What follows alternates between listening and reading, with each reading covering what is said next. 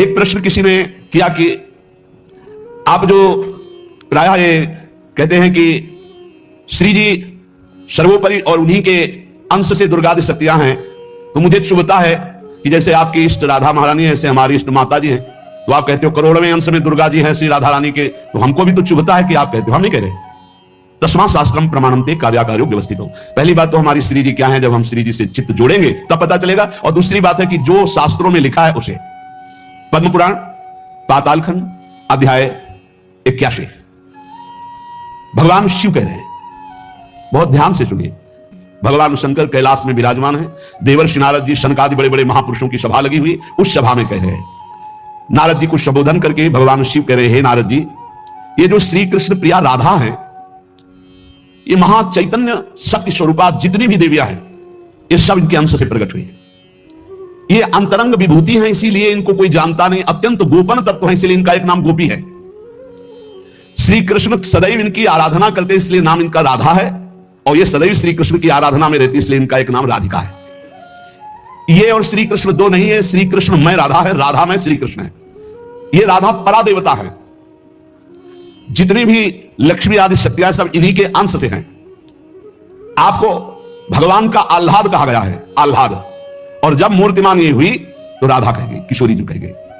और तत्कला कोटि कोट्यंसा, भगवान से बोल रहे हैं, तत्कला कोटि कोट्यंसा दुर्गाद्यस त्रिगुणात्मिका, दुर्गा आदि जितनी त्रिगुणात्मिका दैवी शक्तियां हैं, ये इनके कला से करोड़वें अंश में प्रकट है। ये ही प्रकट है पर करोड़वें अंश में प्रकट है। हम नहीं कह रहे, ये भगवान शिव कह रहे हैं। जो राधा कृपा कटाक्ष पढ़ते हैं वो पढ़ के देखे, आखिरी भगवान शिव कह रहे हैं, क्रियेश्वरी मखेश्वरी स्वधेश्वरी त्रिवेद भारतीश्वरी प्रमाण शासनेश्वरी। हमारे यहां सुधा निधि में महाप्रभु हरिवंश चंद्र जी कह रहे हैं, प्रेमणा संगधरो ज्वलस्य हृदयम संगार लीला कला वैचित्री परमावधि भगवता पूज्य कापी सता ईशानी च सची महासुखतनु शक्ति स्वतंत्रा परा श्री वृंदावन नाथ पट्ट महिषी राधा सेव्यामम। बोले तत्कला कोटि कोट्यंसा, कला उन्हीं की कला, राधा की ही कला, श्री किशोरी जी के ही अंश से करोड़वें अंश में सब शक्तियों का प्रादुर्भाव हुआ। श्री राधा अपने अंश से महालक्ष्मी रूप धारण करती है, तो भगवान श्री कृष्ण नारायण रूप धारण करते हैं। मुनि श्रेष्ठ, थोड़ा भी भेद नहीं है, ये श्री राधा दुर्गा रूप धारण करती है, तो श्री कृष्ण शिव रूप धारण करते हैं, रुद्र। जब श्री कृष्ण के अंश से इंद्र, तो श्री राधा किशोरी के अंश से सची इंद्राणी। जब श्री कृष्ण के अंश से ब्रह्मा, तो राधा किशोरी के अंश से सावित्री देवी। जब श्री कृष्ण के अंश से यमराज, तो उनकी पत्नी धूमोरणा के रूप में श्री राधा किशोरी। अधिक क्या कहूं, इन दोनों के सिवा किसी की सत्ता ही नहीं। यही सब चिद चिद लक्षणम सर्वम राधा कृष्णमयम जगत, चेतन अचेतन सारा संसार श्री राधा कृष्ण का स्वरूप है। नारद जी, मैं इन विभूतियों का क्या वर्णन करूं, अगर 100 करोड़ वर्ष तक राधा की महिमा वर्णन करूं तो भी नहीं कर सकता। भगवान शिव, कुछ ऐसे भावुक जन है कि वो कहते हैं कि आप भगवान शंकर को श्री कृष्ण से छोटा कहते हैं, वो हमारे आराध्य देव, हमको चुभता है। देखो, जब तत्व की चर्चा होगी तो एक है, और जब लीला की चर्चा होगी तो वही एक विविध लीलाएं करता है, वही एक विविध लीलाएं करता है। रास में भगवान शंकर आए, अगर थोड़ा भी शास्त्र को पढ़े हो तो पढ़ के देख लेना। गोपी रूप धारण किया, रास में प्रवेश पाया, श्री कृष्ण चरण वंदना, किशोरी जी की चरण वंदना, और फिर गोपी रूप धारण करके रास में प्रवेश। अच्छा, कोई भी ये कैसे नकार सकता है कि भगवान शंकर की जटाओं में गंगा जी हैं, और वो गंगा जी क्या है कि आप नहीं जानते हो? गंगा तरंग रमणीय जो जटा कलापम गौरी विभूषित वाम भागम, भगवान शिव के लिए आता है। तो जो जटा कटा संभ्रमम भ्रमण नीलम पर निर्झरी जो विराजमान है गंगा जी, वो कौन है? गांगम वारी मनोहारी मुरारी चरण अच्युतम त्रिपुरारी शिरस्चारी पापापहारी पुनात्मा।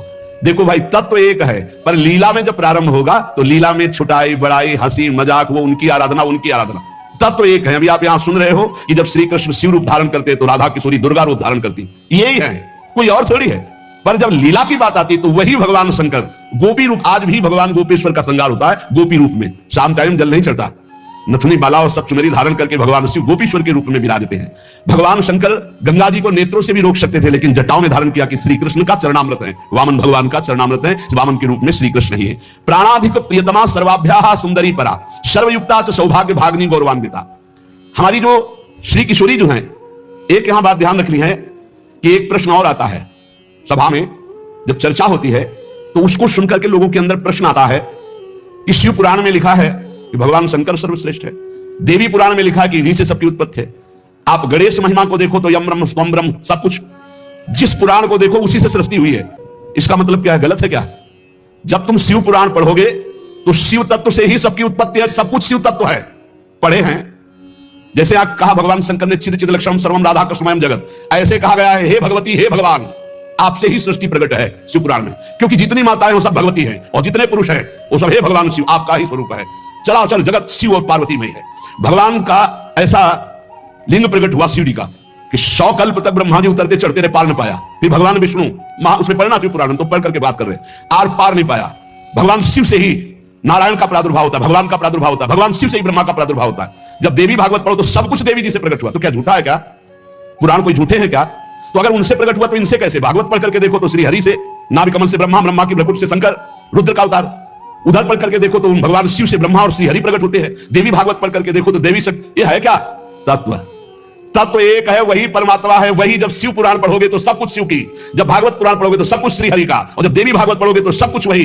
देवी प्रपन्नार्थ हरे प्रसीद प्रसीद मातर जगतो खिलस्य प्रसीद विश्वेश्वरी पाहे विश्वम तुम ईश्वरी देवी चराचरस्य। हे देवी तुम ही चराचर में व्याप्त हो, तुम ईश्वरी हो, तुम सर्वशक्तिमान हो, तुमसे बढ़कर कोई नहीं। क्या समझते हो? जो जहां है वही परम तत्व है और वो वही सब कुछ है। इधर से हम देखेंगे तो कृष्णाकार, उधर से देखोगे तो शिवाकार, उधर से देखोगे तो दुर्गा में, उधर से देखोगे काली में। जो बोलो वही परम तत्व है। पर जब हम लीला का गायन करते हैं तो लीला में विभाग हो जाता है।